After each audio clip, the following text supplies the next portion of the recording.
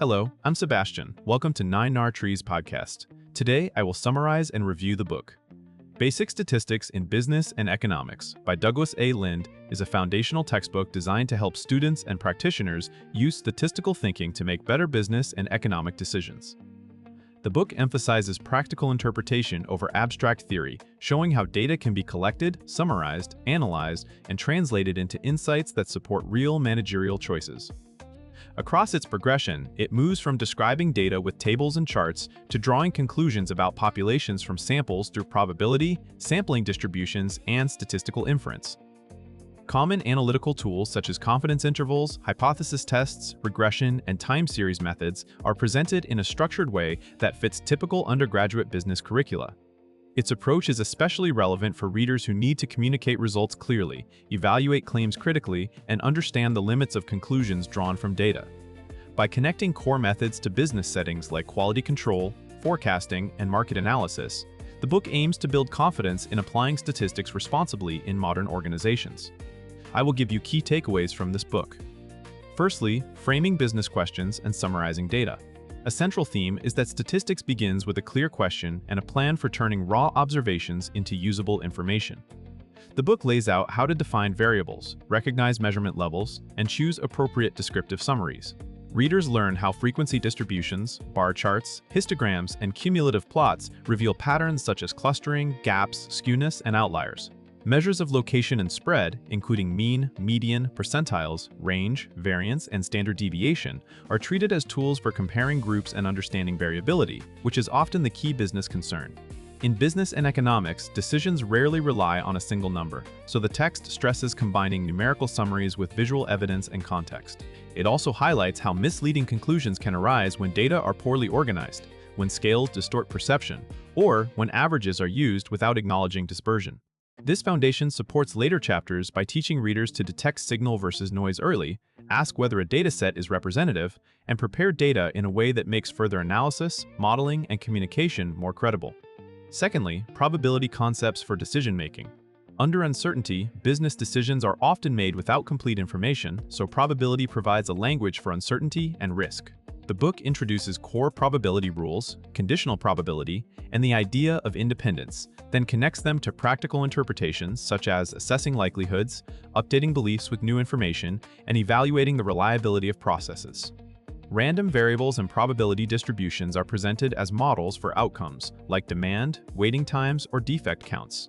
Common distributions used in business, including binomial, Poisson, and normal, help readers match real situations to appropriate probability models and compute expected values and variability.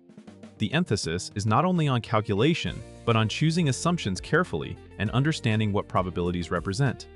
This is useful when interpreting risk metrics, evaluating insurance and warranty issues, forecasting service capacity, or reasoning about rare events. By practicing how to translate a scenario into events and probabilities, readers develop a habit of structured thinking that supports later topics like estimation and hypothesis testing, where probability underpins the logic of statistical evidence. Thirdly, sampling, estimation, and confidence intervals. A major practical challenge is learning how to draw conclusions about a population when only a sample is available.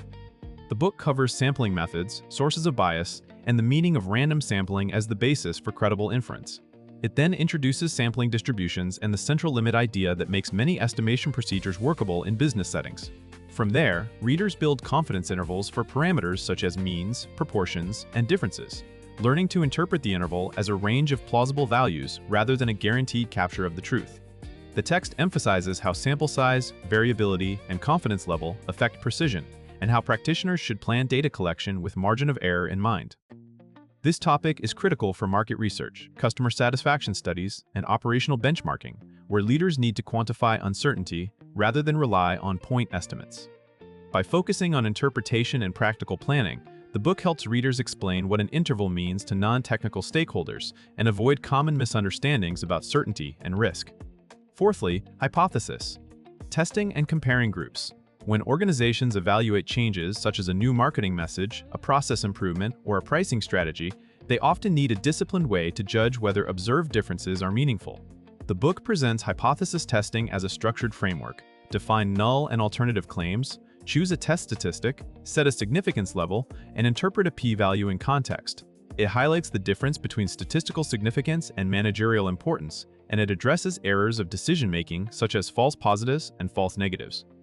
Testing procedures for means and proportions, including comparisons between two groups, help readers analyze experiments and observational studies. The text also introduces concepts like power and sample size planning, reinforcing that good decisions require more than running a test after the fact. This topic equips readers to evaluate evidence responsibly, communicate results without overclaiming, and recognize how assumptions and data quality influence conclusions. In business environments where decisions are costly and time-sensitive, these methods help justify actions with transparent reasoning rather than intuition alone.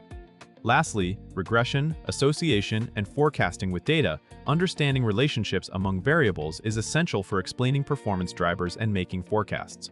The book develops correlation and regression as tools to quantify associations and build predictive models, starting with simple linear relationships and extending toward broader applications common in business analytics. Readers learn to interpret slope and intercept in context, evaluate model fit, and use residual analysis to check whether a linear model is reasonable. The discussion typically stresses that association does not automatically imply causation, a critical point when decisions depend on whether a factor truly drives outcomes. Regression is connected to practical tasks such as estimating the impact of advertising on sales, relating price changes to demand, or linking economic indicators to business results. Forecasting ideas, including trend and time series concepts, help translate historical patterns into actionable expectations while acknowledging uncertainty. By focusing on interpretation, diagnostics, and responsible use, this topic prepares readers to build models that support planning, budgeting, and operational decisions without treating statistical output as automatic truth. In conclusion, this book suits undergraduate business and economics students, MBA candidates who want a refresher, and working professionals who need a reliable statistics foundation for analytics, finance, marketing, operations, or general management. Readers who feel uneasy about formulas can benefit because the material is organized around decisions, how to describe data, quantify uncertainty, and justify conclusions with evidence. In daily work, those skills translate into better forecasts, clearer dashboards, more defensible A/B testing, improved quality monitoring, and more credible presentations to stakeholders who ask what the data really show. The book can also improve critical thinking by helping readers spot common pitfalls, such as confusing correlation with causation, ignoring variability, or overinterpreting small samples. Compared with many similar textbooks, its value is the consistent business and economics orientation and the step-by-step progression from descriptive methods to inference and modeling. That structure makes it easier to connect each technique to a business purpose and to see how tools fit together rather than appearing as isolated chapters. For buyers who want one comprehensive reference that supports both coursework and real workplace questions, it is worth purchasing because it balances conceptual understanding, practical application, and communication-oriented interpretation. If you would like to support Douglas A. Lind, you can buy the book through the Amazon link I've provided in the podcast description. After reading the book, please let me know what you think and share your thoughts. See you around.